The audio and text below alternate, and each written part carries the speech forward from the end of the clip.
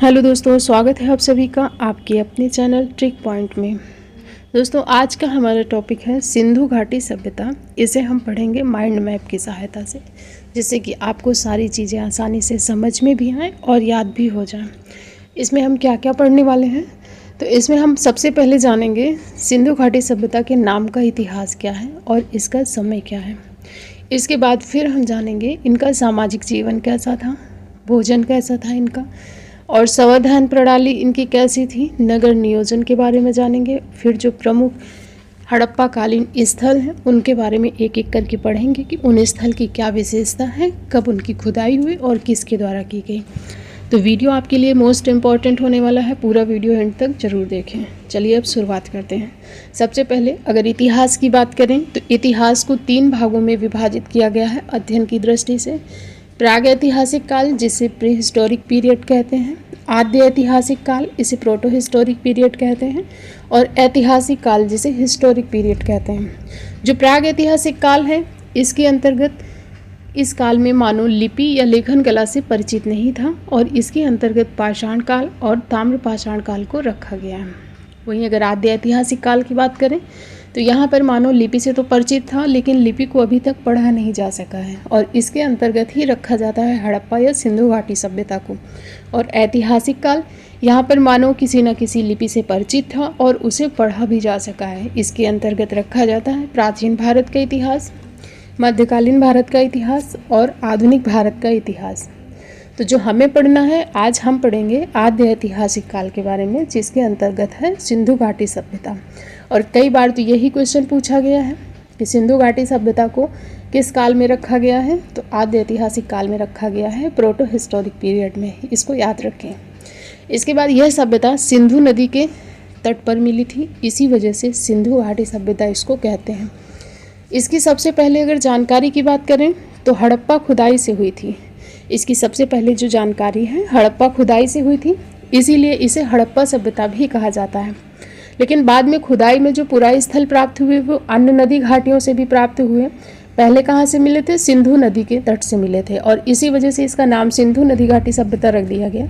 लेकिन जब बाद में खुदाई हुई तो पुरा स्थल जो प्राप्त हुए वे अन्य नदी घाटियों से भी प्राप्त हुए और इसी वजह से इतिहासकारों ने इसका नाम सिंधु नदी के नाम पर न रख करके फिर हड़प्पा सभ्यता रखा, क्योंकि सबसे पहले जो साक्ष्य प्राप्त हुए वो हड़प्पा स्थल से मिले और इसी वजह से इसे हड़प्पा सभ्यता कहा जाने लगा।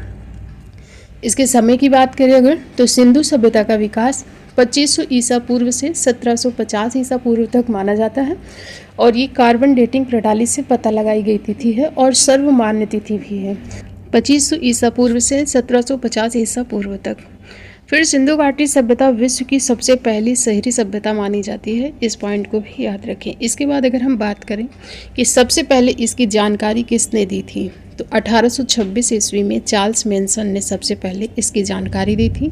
हुआ क्या था कि हड़प्पा में जहाँ पर खुदाई हुई थी वहाँ पर पहले क्या है, वहाँ के लोग घर बनाने के लिए ईंटें कम पड़ रही होंगी तो वहाँ से निकाल करके, वहाँ से खुदाई करके ईंटें निकाल रहे थे।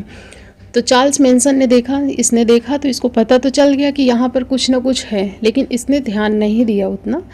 इसके बाद फिर 1921 ईस्वी में जो तत्कालीन भारतीय पुरातत्व सर्वेक्षण विभाग के महानिदेशक थे सर जॉन मार्शल, इनके समय पर राय बहादुर दयाराम साहनी ने हड़प्पा की खोज की। तो सर्वप्रथम खोज हड़प्पा की हुई, इसी वजह से इसका नाम हड़प्पा सभ्यता है।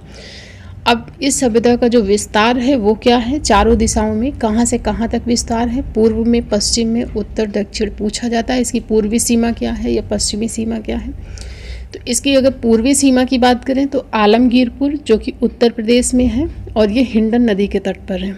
वहीं अगर पश्चिमी सीमा की बात करें तो सुत कांगेडोर है जो बलूचिस्तान में पड़ता है और ये दास नदी के तट पर है। और उत्तरी सीमा है इसकी मांडा, जम्मू कश्मीर में है, चिनाब नदी के तट पर। और दक्षिणी सीमा दैमाबाद जो कि प्रवरा नदी के तट पर महाराष्ट्र में है। तो ये तो होगी इसकी पूर्वी, पश्चिमी, उत्तरी और दक्षिणी सीमा। अब सिंधु सभ्यता का जो विस्तार है, जो आकार है, इससे क्वेश्चन पूछा जाता है कि सिंधु सभ्यता का जो आकार है वो कैसा है। तो इसका आकार त्रिभुजाकार है। मैप में भी आप देख सकते हैं ये ट्रायंगल बनाता है, त्रिभुजाकार है। तो सिंधु सभ्यता का जो विस्तार है, आकार, वो त्रिभुजाकार है। अब हम लोग सिंधु घाटी सभ्यता के जो लोग थे इनका सामाजिक जीवन देखते हैं। हड़प्पा सभ्यता के समाज का स्वरूप कैसा था? तो मात्र सत्तात्मक समाज था, क्योंकि वहाँ मूर्ति मिली है खुदाई में। किस देवी की मूर्ति है ये तो पता नहीं चलता है, बट देवी की प्रतिमा है ये पता चलता है। और वहाँ से जो मोहरें मिली हैं, खुदाई से जो मोहरें निकली हैं ना, उनमें भी किसी न किसी देवी की प्रतिमा मिली है। और इसीलिए माना जाता है कि सिंधु सभ्यता के समाज का स्वरूप जो था वो मात्र सत्तात्मक समाज था। और इससे कई बार क्वेश्चन बना है। आगे मैं जब प्रीवियस ईयर क्वेश्चन दिखाऊंगी लास्ट में ना, तब आपको दिखाऊंगी। पूछा गया है कि सिंधु सभ्यता के समाज का स्वरूप कैसा था? तो मात्र सत्तात्मक था। आगे जब वैदिक काल में पूछा जाता है वहाँ पितृ सत्तात्मक हो जाएगा, लेकिन यहाँ पर सिंधु घाटी सभ्यता में मात्र सत्तात्मक है। और सिंधु सभ्यता का समाज 4 वर्गों में बटा हुआ था। कौन से थे 4 वर्ग? पहला था विद्वान वर्ग, दूसरा है योद्धा वर्ग, तीसरा व्यापारी एवं शिल्पी और चौथा है श्रमिक वर्ग। इन 4 वर्गों में समाज बटा हुआ था। अगर हम भोजन की बात करें कि ये लोग भोजन कैसा करते थे, तो सिंधु सभ्यता के लोग शाकाहारी और मांसाहारी दोनों प्रकार का भोजन करते थे। इनकी सवाधान प्रणाली कैसी थी? तो ये लोग सवाधान 3 प्रकार से करते थे। सवाधान यानी मृतकों को दफनाना, तो 3 प्रकार से मृतकों को दफनाते थे: पूर्ण सवाधान, आंशिक सवाधान और दाह संस्कार। पूर्ण सवाधान क्या है? तो मृतकों को कब्र में जो दफनाने की परंपरा है उसे ही पूर्ण सवाधान कहते थे, यानी पूर्ण रूप से मिट्टी में दफना देना पूर्ण सवाधान हो गया। और आंशिक सवाधान, मृतक के शरीर को जंगल में खुला छोड़ दिया जाता था। जब पशु पक्षी उसके शरीर का मांस खा लेते थे तो हड्डियां उसकी फिर बाद में दफना दी जाती थी, इसे ही आंशिक सवाधान कहा गया।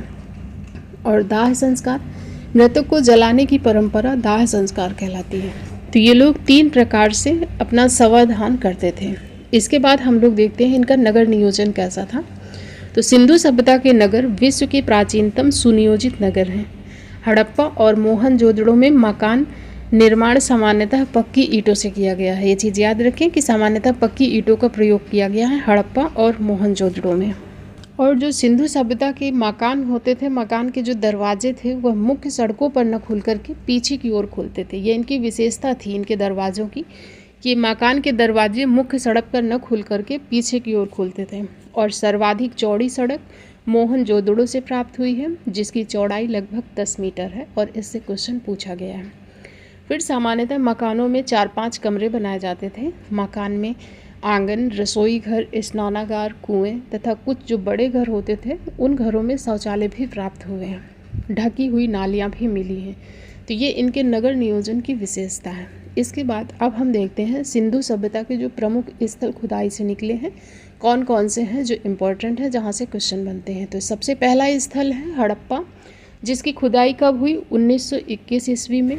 हड़प्पा की खुदाई करने का श्रेय दयाराम साहनी को दिया जाता है। दयाराम साहनी ने 1921 ईस्वी में रावी नदी के तट पर, जो वर्तमान पाकिस्तान में स्थित है, इसकी खुदाई हुई। और इसमें जो प्राप्त वस्तुएं हैं प्रमुख वो कौन सी हैं? तो वस्तुएं तो देखिए बहुत सी प्राप्त हुई हैं, लेकिन जो इम्पॉर्टेंट हैं एग्जाम के पॉइंट ऑफ व्यू से उनको हम लोग देखते हैं। श्रमिक आवास, अन्नागार, लकड़ी का ताबूत, RS-37 कब्रिस्तान, जिनमें RS-37 कब्रिस्तान मोस्ट इम्पॉर्टेंट है और कई बार इससे क्वेश्चन पूछा गया है। तो ये कहाँ से मिला है? हड़प्पा से। इसके बाद अगला स्थल है मोहनजोदड़ो। यहाँ से खुदाई हुई थी 1922 ईस्वी में, राखाल दास बनर्जी ने किया था। और वर्तमान में ये क्षेत्र कहाँ है? तो यह सिंधु नदी के तट पर वर्तमान पाकिस्तान के सिंध प्रांत के लरकाना जिले में स्थित है। इसके बाद अगर बात करें मोहनजोदड़ो का शाब्दिक अर्थ क्या है, इससे कई बार क्वेश्चन पूछा गया है कि मोहनजोदड़ो का शाब्दिक अर्थ क्या है। तो मृतकों का टीला इसका शाब्दिक अर्थ है। यहाँ से प्राप्त वस्तुएं कौन कौन सी हैं इनको देखते हैं। पहला है पुरोहित आवास, दूसरा है अन्नागार। अन्नागार हमने पीछे देखा हड़प्पा में भी मिला है, हड़प्पा से भी अन्नागार प्राप्त हुआ है। लेकिन जब आपसे क्वेश्चन ये पूछा जाएगा कि हड़प्पा सभ्यता का सबसे बड़ा अन्नागार कहाँ से प्राप्त हुआ है, तो वो मोहनजोदड़ो से प्राप्त हुआ है। जो मोहनजोदड़ो से मिला है ना अन्नागार, ये हड़प्पा सभ्यता का सबसे बड़ा अन्नागार है, इसको याद रखें।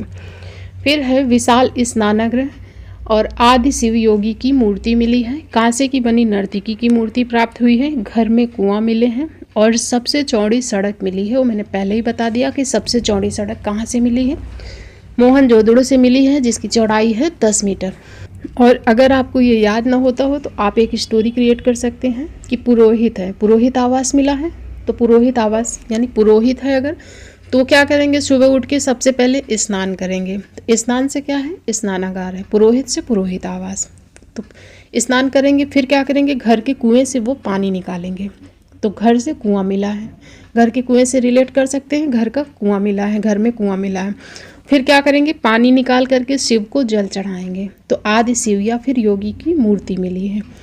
और जो नर्तकी की मूर्ति है, इसे रिलेट कर सकते हैं कि भगवान शिव की मूर्ति मिली है यहाँ से। तो भगवान शिव का एक रूप है नटराज का, जिसमें कि नृत्य करते हुए दिखाया गया है। तो ऐसे आप रिलेट कर सकते हैं, चीज़ों को लिंक कर सकते हैं याद करने के लिए। तो जब आपके सामने क्वेश्चन आएगा तो आपको याद आ जाएगा, ठीक है। तो क्या मिला है यहाँ से, पुरोहित आवास, अन्नागार, विशाल स्नानगृह, आदि शिव योगी की मूर्ति, कांसे की बनी नर्तकी की मूर्ति, घर में कुआं और सबसे चौड़ी सड़क मिली है। फिर है चनहुदड़ो। यहाँ की जो खुदाई कराने का श्रेय दिया गया है वो है गोपाल कृष्ण मजूमदार को, और सिंधु नदी के तट पर पाकिस्तान में ये स्थित है। यह भी पाकिस्तान में ही है। यह एकमात्र शहर है जो दुर्ग रहित है। सिंधु सभ्यता के जो भी स्थल मिले हैं सभी में दुर्ग मिले हैं, लेकिन एक ऐसा स्थल भी है चनहुदड़ो जिसमें दुर्ग नहीं मिला है, और यह एक औद्योगिक शहर था। यहाँ से जो वस्तुएं प्राप्त हुई हैं कौन सी हैं, लिपस्टिक, शीशा, मनके बनाने का कारखाना, मनके और गुड़िया मिली है। यहाँ से कुत्ते और बिल्ली के पैरों के निशान भी यहाँ से प्राप्त हुए हैं। तो जो कुत्ते और बिल्ली के पैरों के निशान हैं, इससे कई बार क्वेश्चन बना है, इसको याद रखें, चनहुदड़ो से प्राप्त हुआ है। तो जो भी फीमेल के श्रृंगार से संबंधित सामान पूछा जाए तो चनहुदड़ो से मिला है। इसके बाद फिर है रोपण। इसकी खुदाई की थी यज्ञदत्त शर्मा ने, और ये वर्तमान में पंजाब में स्थित है, सतलज नदी के किनारे, ठीक है। यहाँ से वस्तुएं कौन सी प्राप्त हुई हैं, तो यहाँ पर मानव के साथ कुत्ते को दफनाए जाने का प्रमाण मिला है, मृत भांड मिले हैं, सेल खड़ी की मोहरें प्राप्त हुई हैं, कुल्हाड़ी मिली है। कैसे याद कर सकते हैं, तो यहाँ पर जो कुत्ता था ना, कुत्ता इतना वफादार रहा होगा तभी उसे अपने मालिक के साथ दफनाया गया होगा। ऐसा आप रिलेट कर सकते हैं, लिंक कर सकते हैं कि कुत्ता काफ़ी वफादार रहा होगा तभी उसको अपने मालिक के साथ अंत समय में दफनाया गया। तो ऐसी वफादारी देख करके तो कोई भी रोपड़े से क्या हो जाएगा, रोपड़ हो जाएगा। तो ऐसे आप चीज़ों को लिंक कर सकते हैं। इसके बाद फिर है कालीबंगा। इसकी खुदाई की थी बीके थापड़ और बीबी लाल ने। वर्तमान में यह राजस्थान में घग्गर नदी के किनारे स्थित है। कालीबंगा का शाब्दिक अर्थ पूछा जाता है तो काले रंग की चूड़ियाँ इसका शाब्दिक अर्थ है, और इससे भी कई बार क्वेश्चन बना है। यहाँ से वस्तुएं कौन कौन सी मिली हैं, तो हल से जुते हुए खेत के निशान मिले हैं, भूकंप के साक्ष्य मिले हैं, अलंकृत ईंटें, हवन कुंड और चूड़ियाँ मिली हैं।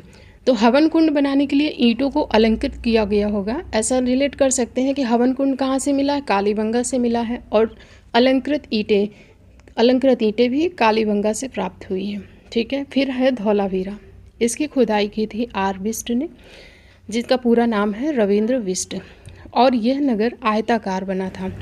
और यहाँ से प्राप्त वस्तुओं में स्टेडियम प्राप्त हुआ है, विशाल जलाशय मिला है, और यहाँ से हड़प्पा लिपि के बड़े आकार के 10 चिन्हों वाला एक शिलालेख मिला है। क्वेश्चन यहाँ से पूछा गया है कि हड़प्पा लिपि के 10 बड़े आकार चिन्हों वाला शिलालेख कहाँ से प्राप्त हुआ है, धौलावीरा से मिला है।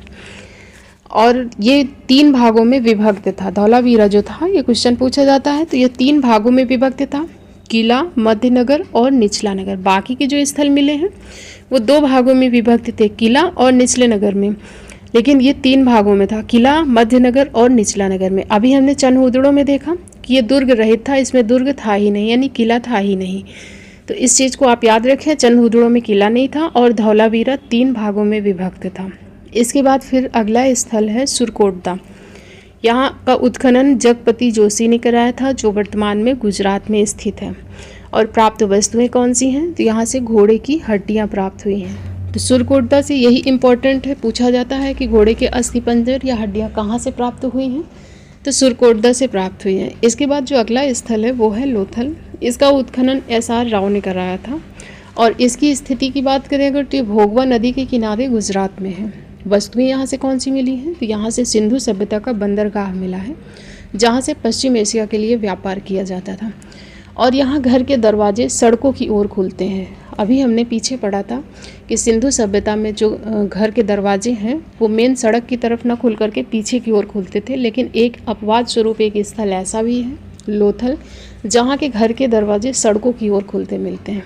तो अपवाद स्वरूप लोथल को आप लोग याद रखें, ठीक है। और यहाँ से गोदीवाड़ा मिला है। तो ये चीज़ मोस्ट इम्पॉर्टेंट है, इसको याद रखें कि सिंधु सभ्यता का बंदरगाह जो है ना, बंदरगाह से काफ़ी क्वेश्चन पूछे जाते हैं। बंदरगाह कहाँ से मिला है? लोथल से मिला है और भोगवा नदी के तट पर गुजरात में ये स्थल स्थित है। इसके बाद कुछ अन्य महत्वपूर्ण तथ्य हैं जो छूट गए हैं, उनको भी हम लोग इसमें कवर कर लेते हैं।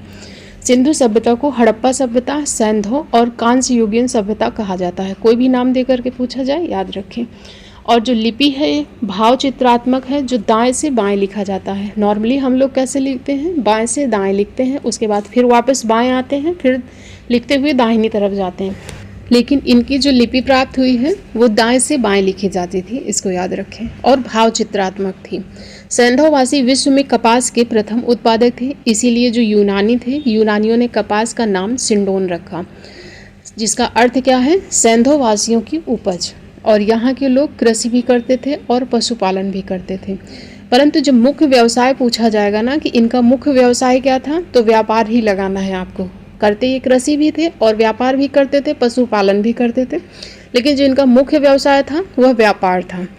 नाप तौल से ये लोग परिचित थे, व्यापार करते थे, तो जाहिर सी बात है नाप तौल से परिचित होंगे। लोहे से परिचित नहीं थे। इससे क्वेश्चन बनता है कि सैंधव सभ्यता के जो लोग थे वो लोहे से परिचित नहीं थे। लोहे का विकास कब होगा? आगे वैदिक काल में होता है, उत्तर वैदिक काल में जाकर के लोहे का विकास होगा। तो अभी ये लोग लोहे से परिचित नहीं है, याद रखें।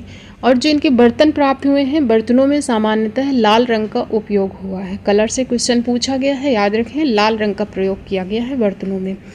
और मोहर जो प्राप्त हुई हैं, मोहरों में से बहुत से जानवर के चित्र मिलते हैं, पर शेर के चित्र नहीं मिलते। और यही क्वेश्चन पूछा जाएगा कि सैंधव सभ्यता में जो प्राप्त मोहरें हैं उनमें से किस जानवर के चित्र नहीं मिलते हैं? तो इसमें शेर के चित्र नहीं है, इसको याद रखें। हड़प्पा सभ्यता की मोहर सेल खड़ी का इस्तेमाल हुआ, जो मोहरें थी उनमें सेल खड़ी का इस्तेमाल हुआ है। और हड़प्पा से प्राप्त एक स्त्री की मूर्ति प्राप्त हुई है और उसमें क्या दिखाया गया है? उसके गर्भ से निकलता हुआ एक पौधा दिखाया गया है। और यह देवी धरती की मूर्ति थी, जिसे लोग उर्वरता की देवी समझते थे और इसकी पूजा करते थे। तो यह मूर्ति कहाँ से मिली है? हड़प्पा से मिली है। और सिंधु सभ्यता में जो शवदान होता था, तो शव उत्तर से दक्षिण दिशा में दफनाने की प्रथा थी, किंतु इसके अपवाद स्वरूप जो कालीबंगा में मिले हैं शव, उसमें जो शवदान है वो दक्षिण से उत्तर की तरफ है, अपोजिट है। वैसे सब जगह से जो मिला है क्या है? उत्तर से दक्षिण दिशा में दफनाने की प्रथा है, लेकिन कालीबंगा से याद रखें शव दक्षिण से उत्तर दिशा में है और रोपण से पश्चिम से पूर्व की तरफ शव प्राप्त हुए हैं। ये पॉइंट भी आप लोग याद रखें। और इसी के साथ हमारा थ्योरी सेक्शन कंप्लीट होता है। अब हम कुछ प्रीवियस ईयर क्वेश्चन देखते हैं कि किस तरीके के क्वेश्चन यहाँ से पूछे गए हैं और आपसे बन पा रहे हैं या नहीं।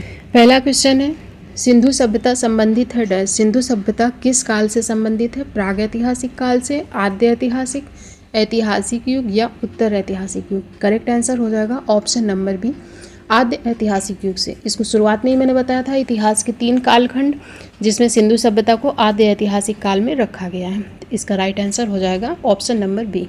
फिर नेक्स्ट है, सिंधु घाटी की सभ्यता गैर आर्य थी क्योंकि डैश। इसका रीज़न क्या था? तो वह नगरीय सभ्यता थी, उसकी अपनी लिपि थी, या फिर वह खेतिहर अर्थव्यवस्था थी, या उसका विस्तार नर्मदा घाटी तक था। राइट आंसर क्या हो जाएगा? ऑप्शन नंबर ए, वह नगरीय सभ्यता थी। सिंधु घाटी की जो सभ्यता गैर आर्य मुख्य रूप से इसलिए थी क्योंकि वह नगरीय सभ्यता थी, जबकि जो आर्य सभ्यता है वह ग्रामीण सभ्यता है। इसका राइट आंसर है ऑप्शन नंबर ए। नेक्स्ट है, हड़प्पा संस्कृति की जानकारी का प्रमुख स्रोत क्या है? शिलालेख, पक्की मिट्टी और मुहरों पर अंकित लेख, पुरातात्विक खुदाई, या फिर उपरयुक्त सभी। क्या होगा इसका राइट आंसर? तो इस क्वेश्चन को मैंने क्विज में भी पूछा था, जिसका आंसर 90% लोगों ने ऑल लगाया था, ऑप्शन नंबर डी, जो कि बिल्कुल गलत है। शिलालेख तो मिला है, लेकिन शिलालेख की जो भाषा है क्या पढ़ी जा सकी है? नहीं पढ़ी जा सकी है, तो जानकारी का स्रोत कैसे हुआ? पक्की मिट्टी की मुहरों पर अंकित लेख तो मिला है, लेकिन जब लिपि पढ़ी ही नहीं जा सकी तो इससे जानकारी क्या मिलेगी? तो हमें जानकारी किससे मिलती है? पुरातात्विक खुदाई से। जो भी जानकारी मिली है पुरातात्विक खुदाई से मिलती है। तो करेक्ट आंसर हो जाएगा ऑप्शन नंबर सी। ठीक है, इसके बाद नेक्स्ट है, सिंधु घाटी के निवासियों की सभ्यता को जानने का जो मूल स्रोत है वह वहाँ पाई गई क्या है? मोहरें हैं, बर्तन जेवर हथियार औजार हैं, मंदिर है, लिपि है, क्या है? तो राइट आंसर हो जाएगा मोहरें। सिंधु घाटी के निवासियों की सभ्यता को जानने का जो मूल स्रोत है मोहरें हैं। करेक्ट आंसर है ऑप्शन नंबर ए। फिर अगला है, भारत में चांदी की उपलब्धता के प्राचीनतम साक्ष्य कहाँ से मिलते हैं? हड़प्पा संस्कृति से, पश्चिमी भारत की ताम्रपाषाण संस्कृति में, वैदिक सभ्यता या फिर चांदी के आहत सिक्कों में। करेक्ट आंसर हो जाएगा हड़प्पा संस्कृति में, ऑप्शन नंबर ए। हड़प्पा वासियों को चांदी की जानकारी थी, लोहे की नहीं थी। मोहनजोदड़ो और हड़प्पा के निवासियों के मध्य इसके विधिवत प्रयोग के साक्ष्य भी मिलते हैं। ये लोग राजस्थान की जावर और अजमेर की खानों से चांदी प्राप्त करते थे। तो ये भी याद रखें कि लोग चांदी प्राप्त कहाँ से करते थे? राजस्थान की जावर और अजमेर की खान से प्राप्त करते थे। इसके बाद अगला है, हड़प्पा में मिट्टी के बर्तनों पर सामान्यतः किस रंग का उपयोग हुआ है? लाल, पांडु, नीला, हरा या फिर नीला। करेक्ट आंसर हो जाएगा रेड कलर का, ऑप्शन नंबर ए लाल। इसके बाद फिर है, मूर्ति पूजा का आरंभ कब से माना जाता है? पूर्व आर्य, उत्तर वैदिक काल, मौर्य काल या कुषाण काल। इसका करेक्ट आंसर हो जाएगा पूर्व आर्य काल। पूर्व आर्य यानी आर्यों के पहले। आर्यों के पहले क्या है? हड़प्पा सभ्यता है और यहाँ पर मूर्ति पूजा का उल्लेख मिलता है, तो इसका राइट आंसर हो जाएगा पूर्व आर्य। इसके बाद फिर नेक्स्ट क्वेश्चन है, निम्नलिखित में कौन सा एक स्थल हड़प्पा स्थल नहीं है? जनहुदड़ो, कोटदीजी, देसलपुर, सोहगौरा। राइट आंसर हो जाएगा सोहगौरा। सोहगौरा उत्तर प्रदेश के गोरखपुर में राप्ती नदी के किनारे स्थित एक गांव है और यहाँ से मौर्यकालीन ताम्रपत्र अभिलेख मिला है। ये हड़प्पाकालीन स्थल नहीं है, तो यही आंसर हो जाएगा इसका, ऑप्शन नंबर सी।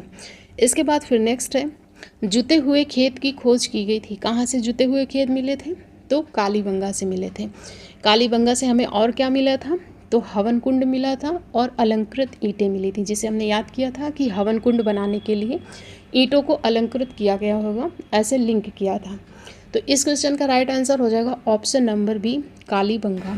फिर नेक्स्ट है, हड़प्पा किस नदी के किनारे अवस्थित है? व्यास नदी, रावी नदी, सतलज या फिर घग्गर नदी। राइट आंसर हो जाएगा ऑप्शन नंबर सी, रावी नदी के तट पर है हड़प्पा। फिर आज का लास्ट क्वेश्चन है, विशाल स्नानागार किस पुरातत्व स्थल से पाया गया था? रोपड़ से, मोहनजोदड़ो से, हड़प्पा से या कालीबंगा से। राइट आंसर हो जाएगा ऑप्शन नंबर सी, मोहनजोदड़ो से। इसको हमने कैसे लिंक करके याद किया था कि पुरोहित जी उठेंगे सुबह तो क्या करेंगे? सबसे पहले स्नान करेंगे, फिर कुएं से जल निकालेंगे और योगी शिव को चढ़ाएंगे। ऐसे चीज़ों को हमने लिंक किया था। अगर आप थोड़ा सा भी लिंक कर पाएंगे ना तो आप क्वेश्चन बना लेंगे। तो इसका राइट आंसर क्या है? मोहनजोदड़ो। इसके बाद एक क्वेश्चन और है, इसका आंसर आपको करना है कमेंट बॉक्स में। क्वेश्चन है कि हड़प्पा सभ्यता का सबसे बड़ा अन्नागार कहाँ से प्राप्त हुआ है? मोहनजोदड़ो से, हड़प्पा से, जनहुदड़ो से या धौलावीरा से। इसका आंसर करना है आपको कमेंट बॉक्स में। इस चीज़ को मैंने बहुत ही अच्छे से आपको बताया था कि हड़प्पा सभ्यता का सबसे बड़ा अन्नागार कहाँ से प्राप्त हुआ है। आंसर आपको करना है कमेंट बॉक्स में। वीडियो आपको कैसा लगा है कमेंट करके ज़रूर बताएं। वीडियो अगर पसंद आता है वीडियो को लाइक करें, चैनल को सब्सक्राइब कर लें। मिलते हैं नेक्स्ट वीडियो में। Thank you.